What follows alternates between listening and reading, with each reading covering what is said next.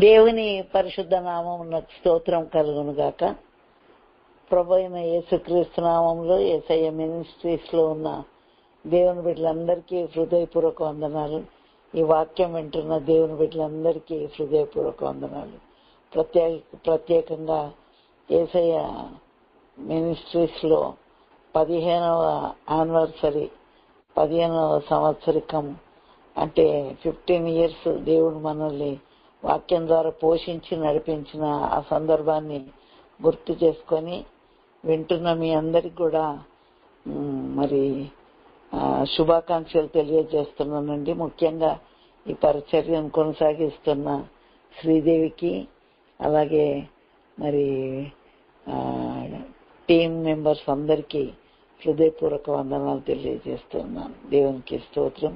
దేవుని బిడ్డలారా, మరి సంవత్సరం వెంబడి సంవత్సరం గతించిపోతుంది. కాకపోతే హబక్కూకు గ్రంథం 3వ అధ్యాయంలో ఉన్నట్టుగా యెహోవా సంవత్సరాలు జరుగుతుండగా నీ కార్యాలను నూతన పరచము అని వాక్యంలో ఉన్నట్టుగా దేవుని కార్యాలు మన జీవితంలో నూతన పరచబడాలి. ఉదాహరణకి మనము పుట్టినప్పుడు చాలా చంటి బిడ్డల్లాగా ఉంటాం కదా. మరి రోజులు గడిచే కొలది కొంచెం స్మైల్ ఇస్తూ ఉంటారు, ఐ కాంటాక్ట్ ఏర్పడుతూ ఉంటుంది. అయిన తర్వాత ముందుకు దోగాడుతూ ఉంటారు. ఎదుగుదల అనేది అది తల్లిదండ్రులకైనా దేవునికైనా ఇష్టమైన విషయం. కాలమును బట్టి చూచితే మీరు బోధకులుగా ఉండాల్సిన వారై ఉండగా లేఖనంలోని మూలపాఠం ఒకడు మీకు మరలా బోధింపవలసి వచ్చనే. పాలు త్రాగవలసిన వారే గాని మీరు బలమైన ఆహారము తినగలవారు కారు అని హెబ్రీ పత్రికలో వ్రాయబడింది. కనుక దేవుని బిడ్డలారా, వాక్యం అనే పాలను మనం అపేక్షించాలని 1 పేతురు పత్రిక 2వ అధ్యాయంలో రాయబడింది. ప్రభు దయాళుడని మీరు రుచి చూచినడల సమస్తమైన దుష్టత్వమును, వేషధారణను, కపటమును, అసూయను మాని క్రొత్తగా జన్మించిన శిశువులను పోలిన వారై నిర్మలమైన వాక్యం అనే పాల వలన రక్షణ విషయంలో ఎదగాలని దేవుని వాక్యం చెప్తాను. 119వ కీర్తనలో 165వ వచనము, నీ ధర్మశాస్త్రమును ప్రేమించు వారికి ఎంతో నెమ్మది కలదు, వారు తూలి తొట్టిల్లుటకు కారణమేమీ లేదు అని వ్రాయబడింది. దేవుని ధర్మశాస్త్రమును ప్రేమించే దేవుని బిడ్డలకు ఎంతో నెమ్మదినిస్తాడంట. ఈ రోజుల్లో అందరికీ డబ్బులు ఉన్నాయి, గృహాలు ఉన్నాయి, వాహనాలు ఉన్నాయి, చదువులు ఉన్నాయి, ఆభరణాలు ఉన్నాయి, అందచందాలు అన్నీ ఉన్నా కూడా నెమ్మది లేకుండా జీవిస్తూ ఉండగా దేవుని బిడ్డలారా, దేవుని వాక్యం చెప్తున్న మాట, ధర్మశాస్త్రమును మనము ప్రేమించు వారమై ఉండాలి. రక్షణలో ఎదగడానికి కూడా వాక్యం అనే పాలను అపేక్షించాల. వాక్యం అనే పాలు మనం ఎంత స్వీకరిస్తే అంతగా ఎదుగుదల కలుగుద్ది, అంత నెమ్మది మనకు కలుగుద్ది. ఇదే 119వ కీర్తన 9వ వచనంలో, యవనస్తులు దేని చేత తమ నడతను శుద్ధిపరచుకుందరు, నీ వాక్యమును బట్టి దానిని జాగ్రత్తగా చూసుకున్నట చేతనే కదా. వాక్యమును బట్టి జాగ్రత్తగా చూసుకోవడం చేత మనము శుద్ధీకరించుకోవడానికి వీలైతుంది. దేవునికి స్తోత్రం. దేవుని బిడ్డలారా, నేను నోటికే చెప్తున్నా, ఈ రెఫరెన్స్లన్నీ తీసే వరకు మీకు లేట్ అయిద్దేమో అని చెప్పేస్తున్నా. 37వ కీర్తన 31వ వచనంలో, వారి దేవుని ధర్మశాస్త్రం వారి హృదయంలో ఉంది గనుక వారి అడుగులు జారవు అని వాక్యంలో వ్రాయబడింది. దేవుని ధర్మశాస్త్రము హృదయములో ఉండాలని దేవుని వాక్యం చెప్తా ఉంది. అంతేకాకుండా 2వ పేతురు పత్రిక 1వ అధ్యాయం 19వ వచనంలో, ఇంతకంటే శ్రేష్టమైన వాక్యము తెల్లవారి వేకువ చుక్క వెలిగినట్లుగా మన హృదయాల్లో వెలుగుతుంది అని చెప్పి, అంటే అది ప్రకాశిస్తుంది, అది వెలుగుతుంది, అది మరి మనకు త్రోవను చూపిస్తుంది. పేతురు పత్రిక 2వ పేతురు పత్రికలో 1వ అధ్యాయంలో ఉంది. ఏమనుందంటే, మరియు ఇంతకంటే స్థిరమైన ప్రవచన వాక్యం మనకున్నది. పిల్లవారి వేకువ చుక్క మీ హృదయాల్లో ఉదయించు వరకు ఆ వాక్యము చీకటి గల చోటున వెలుగిచ్చు దీపస్తంభమైనట్టు ఉన్నది. మన యందు దాని యందు మీరు లక్ష్యం ఉంచిన ఎడల మీకు మేలు. దేవుని బిడ్డలారా, ఇందాక ధర్మశాస్త్రం ప్రేమించే వారికి నెమ్మది అని చదువుకున్నాము. ధర్మశాస్త్రము మరి కలిగి ఉండడం ద్వారా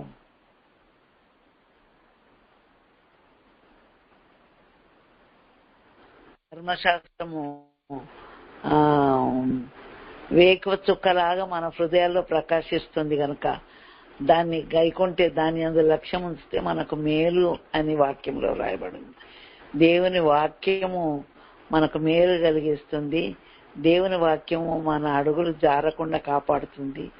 దేవుని వాక్యము అది పరిమితి లేని వాక్యము. 119వ కీర్తనలో 24వ వచనంలో నీ ధర్మోపదేశము సకల సంపూర్ణతకు పరిమితి కలదు గాని నీ ధర్మశాస్త్రమునకు ధర్మోపదేశానికి పరిమితి లేదు అని వాక్యం రాయబడింది. అంటే సంపూర్ణమని చెప్పబడుతున్న ప్రతిదానికి ఒక పరిమితి ఉంది, కానీ దేవుని ధర్మశాస్త్రానికి మాత్రం పరిమితి లేదు. ప్రపంచంలో ఎన్ని కోట్ల మంది ఉన్నా అందరికీ ప్రయోజనకరంగా, అందరికీ మేలుకరంగా, అందరికీ నెమ్మది కలిగించేదిగా, అందరికీ దారి చూపించేదిగా, అందరికీ వెలుగును చూపించేదిగా ఆ విధంగా వాక్యంలో వ్రాయబడింది. మరి ప్రభు అయిన యేసుక్రీస్తు ఈ లోకానికి వచ్చినప్పుడు యోహాను సువార్త 1వ అధ్యాయంలో ఆ మాట రాయబడి ఉంటది. మోషే ద్వారా ధర్మశాస్త్రం ఇవ్వబడ్డదంట, కానీ యేసు ప్రభు ద్వారా కృపయు సత్యమును మనకు అనుగ్రహింపబడ్డదంట. అయితే ఈ సత్యం ఏంటి? యోహాను సువార్త 17వ అధ్యాయంలో ఉంది. నీ వాక్యమే సత్యము, నీ వాక్యమును వారికి ఇచ్చి ఉన్నాను. దేవుని బిడ్డలారా, మన బంధువులు మన ఇంటికి వచ్చినప్పుడు, మనకేదో చిన్నగా ఉన్నప్పుడు, చిన్న పిల్లలుగా ఉన్నప్పుడు మా పెదనాయన మా ఇంటికి వచ్చి ఇంకా వెళ్ళడానికి ముందు ప్రార్థన చేస్తాం కదా, ఆ ప్రార్థన చేసేటప్పుడు పర్సు తీసి కొత్త నోట్లు, 5 రూపాయల నోట్లు, 10 రూపాయల నోట్లు తీసి మా అందరి చేతులు పెట్టేది. అప్పుడు మేము చాలా సంతోషపడేది. అంటే ఆ విధంగా దేవుడు ఈ లోకంలో నుండి ఆరోహణమై వెళ్ళిపోతున్నప్పుడు మనకి ఇచ్చిపోయింది దేవుని వాక్యము గనక. దేవుని బిడ్డలారా, ఈ వాక్యము సత్యవాక్యము గనక ఈ సత్యవాక్యాన్ని మనము అనుసరించే వారముగా, ప్రేమించే వారముగా ఉండాలని దేవుని వాక్యం సెలవిస్తా ఉంది. ప్రకటన గ్రంథం 1వ అధ్యాయం 3వ వచనంలో సమయము సమీపించినది గనుక ఈ ప్రవచన వాక్యమును చదువువాడును, దాన్ని విని గ్రహించువాడును, గైకొనివాడును ధన్యుడు అని రాయబడింది. చదవడం మాత్రమే కాదు, దాన్ని గైకొనాలి, దాన్ని ప్రకటించాలి. దేవునికి స్తోత్రం. ధర్మశాస్త్రం గురించి, వాక్యం గురించి, నీ యొక్క ధర్మశాస్త్రంను నేను ధ్యానించడానికి అర్ధరాత్రి మేలుకొని వాడను అంటాడు దావీదు. అంటే ప్రశాంతమైన వాతావరణంలో ఎవ్వరు డిస్టర్బ్ చేయలేని స్థితిలో చదువుకొని ధ్యానించేదన్నట్టు. దేవునికి స్తోత్రం. దేవుని బిడ్డలారా, నీ వాక్యము నన్ను బ్రతికించున్నది, నా బాధలో అదే నాకు నెమ్మది కలగజేసిందని 119వ కీర్తన 50వ వచనంలో రాయబడింది. 119వ కీర్తన 105వ వచనంలో నీ వాక్యము నా పాదములకు దీపమును, నా త్రోవకు వెలుగునై ఉన్నది అని 105వ వచనంలో రాయబడింది. అంటే మనకి త్రోవను చూపించేది దేవుని వాక్యము. అది దీపానికి పోల్చబడింది. ఆ విధంగా మరి 119వ కీర్తనలోనే 130వ వచనంలో నీ వాక్యము వెల్లడగుట చూడనే వెలుగు కలిగెను. దేవునికి స్తోత్రం. వాక్యం వెల్లడైతే మనకు వెలుగు కలుగుద్ది. వాక్యము మనకు అన్ని విధాలుగా ఆలోచన చెప్తుంది, ఉపదేశం చేస్తుంది, ధైర్యపరుస్తుంది, ప్రోత్సహిస్తుంది, ముందుకు నడిపిస్తుంది. 119వ కీర్తన 98 నుండి 100 వచనం వరకు 3 విషయాలు రాయబడి ఉంటాయి. ఏంటంటే, మీ ధర్మశాస్త్రాన్ని నేను ప్రేమిస్తున్న ప్రభువా, అది నాకు శత్రువులను మించిన జ్ఞానము, వృద్ధులను మించిన జ్ఞానము, బోధకులను మించిన జ్ఞానము దయచేస్తుందని. కనుక దేవుని బిడ్డలారా, దేవుని వాక్యాన్ని ఈ 15 సంవత్సరాలు మనం ప్రతిరోజు ధ్యానించుకున్నాం కదా. అయితే మరి ఇప్పుడు మరి చెప్పుకోవడానికని పలాని సమయం అని కేటాయించుకోకపోయినా దివారాత్రము దాన్ని ధ్యానించేవాడు ధన్యుడు అని 119వ కీర్తనలో రాయబడింది. గనక మరి ఇర్మియా గ్రంథం 17వ అధ్యాయంలో వాడు జలముల యొద్ద నాటబడిన చెట్టు వలె ఉంటాడు అని రాయబడింది. వర్షం లేకపోతే చింత నొందదు, కాపు మానదు. గనక మరి దేవుని వాక్యం లేకుండా ఉంటే ఎడారిలోని అరోహ వృక్షం వలె ఉంటారు అని కూడా రాయబడింది. గనక దేవుని బిడ్డలమైన మనము దేవుని వాక్యాన్ని మనం దివారాత్రం ధ్యానిస్తూ చదువుతూ ఉంటే మనల్ని ప్రోత్సహిస్తుంది, ధైర్యపరుస్తుంది, మన కన్నీరును తుడుస్తుంది. దేవుని వాక్యమే మనల్ని ఆదరిస్తుంది. మరి మీ యందు నా యందు మీరును, మీ యందు నా మాటలను ఎడలా మీకేమి ఇష్టమో అడగండి, అవన్నీ మీకు అనుగ్రహింపబడతాయని యోహాను సువార్త 15వ అధ్యాయము 7వ వచనంలో వ్రాయబడింది. కనుక దేవునికి స్తోత్రం. దేవుని బిడ్డలారా, వ్రాయబడి ఉంది అని లేఖనాల గురించే చెప్తున్నా కానీ నేను మరి మన ప్రతి ఒక్కరి దగ్గర ఉండడానికి, ఒకప్పుడైతే చౌదరి పురుషోత్తం గారి వాళ్ళు ప్రభువుని అంగీకరించిన రోజుల్లోనంట ఒక్కరోజు వాక్యం దొరకడానికి 6 రోజులు ప్రయాణం చేసేదంట. 3 రోజులు మీటింగ్ స్థలానికి, మళ్ళా ఒక్కరోజు వాక్యం విన్న తర్వాత మళ్ళా ఇల్లు చేరడానికి మళ్ళీ 3 రోజుల ప్రయాణం, అంటే 6 రోజుల ప్రయాణం. ఉదాహరణకి సోమవారం బయలుదేరితే సోమ మంగళ బుధ, అదే బేస్తవారం బయలుదేరితే బేస్త శుక్ర శని 3 రోజులు ప్రయాణంలో ఉండి ఆదివారం వాక్యం వినాలా, మళ్ళీ సోమ మంగళ బుధ ప్రయాణం చేస్తే ఇల్లు చేరుతారు. అంటే ఈ విధంగా 6 రోజులు ప్రయాణం చేస్తే గాని ఒక్కరోజు వాక్యం దొరకకపోతుండే. అలాంటిది నీ వాక్యంను వారికి ఇచ్చి ఉన్నాను అని దేవుడు చెప్తుండు కదా. ఆయన పోతూ పోతూ మనకు వాక్యాన్ని ఇచ్చిపోయాడు కనుక ఈ వాక్యపు వెలుగులో మనం జీవిస్తూ వాక్యాన్ని ధ్యానిస్తూ వాక్యం వెల్లడగుట తోడనే వెలుగు కలుగుద్ది. అది తెలివి లేని వారికి తెలివిని కలిగిస్తుంది. కనుక దేవుని బిడ్డలారా, వాక్యము మనతో ఏం ముచ్చటిస్తుందో దాన్ని మనం చేసేవారముగా ఉండాల.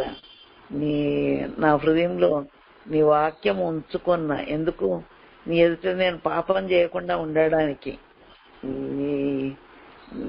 నీ ధర్మశాస్త్రంలో ఆశ్చర్యకరమైన సంగతులు నేను చూస్తున్నట్లు దేవా నా కన్నులు తెరువుము అని దావీదు 119:18 వచనంలో అంటున్నాడు. గనక 119వ కీర్తన అంతా వాక్యం యొక్క గొప్పతనం గురించే రాయబడి ఉంటుంది. గనక దేవుని బిడ్డలారా, దేవుడు మనకిచ్చిన వాక్యాన్ని మనము దివారాత్రము ధ్యానిస్తూ దాని ప్రకారంగా మనం ముందుకు సాగాలి. అంతేకాదు, మరి లూకా సువార్తలో నేను యోహాను ప్రసంగం చేసినప్పుడు విన్నటువంటి జన సమూహము, అయ్యా మరి మేము ఈ వాక్యం విన్నాం గాని మేము ఇప్పుడు ఏం చెయ్యాలా అని అడిగాను. అయిన తర్వాత సైనికులు కూడా అడిగారు, అయ్యా మరి మేము నీ వాక్యం విన్నాం కదా, మేమేం చేయాలా అని. ఆ విధంగా సుంకర్లు వచ్చి వాళ్ళు కూడా మేమేం చెయ్యాలా అని అడిగాను. ఆ విధంగానే అపోస్తల కార్యము మొదటి అధ్యాయంలోనే అయ్యలారా రక్షణ పొందడానికి మేమేం చెయ్యాలా. అపోస్తల కార్యం 16వ అధ్యాయంలో చెరసాల నాయకుడు అర్ధరాత్రి వేళ పౌలుశీలల పాటలు పాడుతుంటే భూకంపం వచ్చినప్పుడు ఖైదీలందరూ వింటా ఉన్నారు. అందరి బంధకాలు ఊడిపోయినాయి. అయితే ఆ చెరసాల నాయకుడు ఖైదీలందరూ పారిపోయిందేమో అనుకొని తనకు తాను చంపుకుందాం అనుకున్నాడు. కానీ అయ్యలారా, నీకు నీవు ఏ హాని చేసుకోవద్దు, మేమందరం ఇక్కడనే ఉన్నాము, మేము మారు మనసు పొంది ఉన్నాము.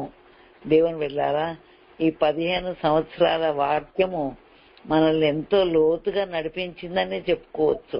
అనేక విషయాలు నేర్చుకున్నాము, అనేక విషయాలు పాటించడానికి వీలైంది. దేవుని బిడ్డలారా, వాక్యాన్ని హృదయంలో ఉంచుకుంటే ఏం జరుగుద్దో నేను చెప్తున్నా. నాకు ఎప్పుడన్నా చాలా డబ్బులు అవసరం పడ్డాయి అనుకోండి, అవసరం ఉంటే అప్పుడు ప్రభా, రహస్యమందు దాచబడిన ధనాన్ని నీవు ఇస్తానన్నావు కదా ప్రభా, నీవు శ్రీమంతుడైన దేవుడవు కదా, అంధకార స్థలంలో ఉంచబడిన ధనాన్ని, మరుగైన ధనాన్ని మాకు ఇస్తానన్నావు కదా. దేవునికి స్తోత్రం. ఆ విధంగా ఎప్పుడన్నా కలహం వచ్చింది అనుకోండి, కలహములకు దూరంగా ఉండడం నరులకు ఘనత అని ఈ విధంగా దేవుని వాక్యంలో నుండి ఆలోచనలు ఇస్తా ఉంటాడు. గనక దేవునికి స్తోత్రం. దేవుని బిడ్డలారా, మనం వాక్యం వెలుగులో జీవిద్దాము. ప్రభువా, మరి నీ వాక్యాన్ని నేను వింటున్నా కదా, నేనేం చెయ్యాలి ప్రభా, ఇప్పుడు నీ కొరకు నేనేం చెయ్యాలని మనం దేవుని సన్నిధిలో మరొక మార్గం గుండా, నూతనమైన మార్గంలో నీ కొరకు ఏం చేయాలి ప్రభువా అని ప్రభువులో ముందుకు సాగడానికి దేవుడు మనందరికీ సహాయం దయచేయను గాక. దేవునికి స్తోత్రం. దేవుని బిడ్డలారా, చదవబడిన ఈ వాక్య భాగంలో నుండి వాక్యం యొక్క విలువ, వాక్యం యొక్క గొప్పతనం గురించి నేను చెప్పాను. మరి ఎవరు మనల్ని వదిలిపెట్టినా మన ప్రభువు మనల్ని వదిలిపెట్టడు. ఒక్కొక్క సమయంలో ఒక్కొక్కటి అందుబాటులో ఉండొచ్చు, ఉండకపోవచ్చు, కానీ మన దేవుడు మాత్రం ఎల్లవేళలందు మనతో అందుబాటులో ఉండి మనల్ని నడిపించే దేవుడు గనక, ఆయన వాక్యము మన దగ్గరనే ఉన్నది గనక, ఆయన వాక్య వెలుగులో నడవడానికి దేవుడు మనందరికీ సహాయం చేయను గాక, ఆలోచన ఇచ్చి నడిపించును గాక. మరి ఆయన బిడ్డలంగా జీవిస్తున్న మనము ఆయన సన్నిధిలో ముందుకు సాగాలి అనంటే మనకు ఆలోచన కర్త కావాలా. ఆలోచన కర్త ఎక్కడో లేడు, మన ప్రభువుకున్న మరొక నామము ఆలోచన కర్త. ఆయన మనకు వాక్యంలో నుండి ఆలోచనలు ఇచ్చి నడిపిస్తాడు, మనం ఎదగడానికి సహాయం చేస్తాడు. మనము దేని కొరకు చింతపడకుండా ప్రభువు మీద ఆధారపడడానికి, ప్రభు ఇచ్చే ఆలోచనలు పొందుకోవడానికి ప్రభువు మనకు సహాయం చేస్తాడు. గనక ప్రభువు సన్నిధిలో మనం కనిపెట్టుకొని ప్రభు వాక్యాన్ని దివారాత్రం ధ్యానిస్తూ దాని ప్రకారంగా జీవించే కృపను దేవుడు మనందరికీ దయచేయను గాక. ప్రభు రాకడ సమీపంగా ఉంది గనక ఈ ప్రవచన వాక్యమును చదువు వారును, దాన్ని గైకొను వారును, దాన్ని ప్రకటన 1వ అధ్యాయం 3వ వచనంలో ఆ మాట రాయబడి ఉందండి. అది చదువుతాను ఒకసారి. ప్రభు రాకడ సమీపంగా ఉంది గనక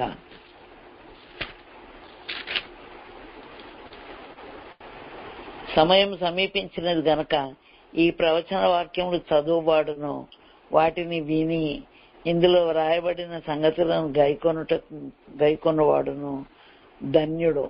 గనక మనందరం ధన్యులం కావాలంటే చదవాలి, వినాలి, గైకొనాలి. ఈ 3 పనులు మనము చెయ్యాలి.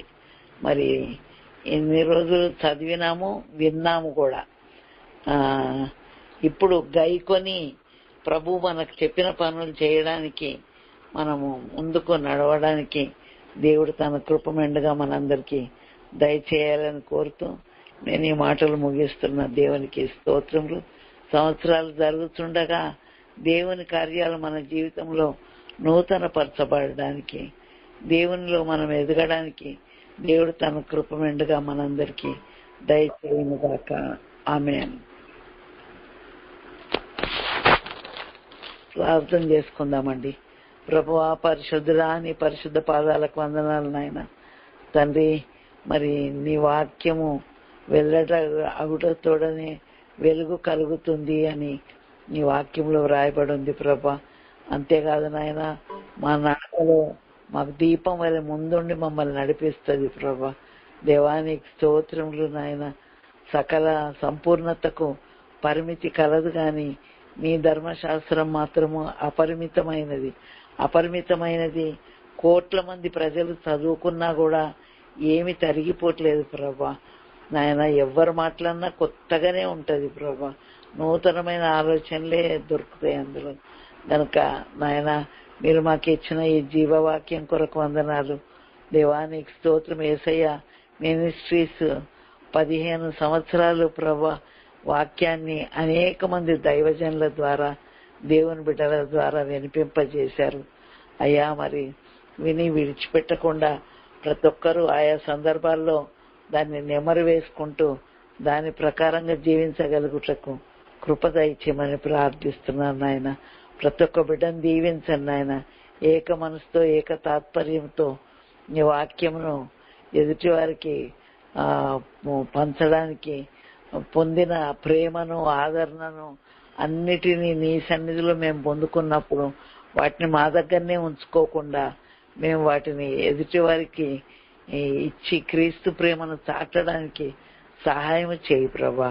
దేవానికి స్తోత్రములు. ఈ 15 సంవత్సరాలు మమ్మల్ని నడిపించినందుకు స్తోత్రములు నాయన. శ్రీదేవిని తన కుటుంబాన్ని కరుణించండి ప్రభా. తండ్రి నీకు స్తోత్రములు. మేము ఇన్ని రోజులు వాక్యాన్ని విని చదువుకొని విని గ్రహించి ఆ విధంగా ధ్యానించుకుంటూ ఉన్నామేమో గాని ఇప్పుడు మేము పనులు మొదలు పెట్టడానికి సహాయం చేయండి ప్రభా.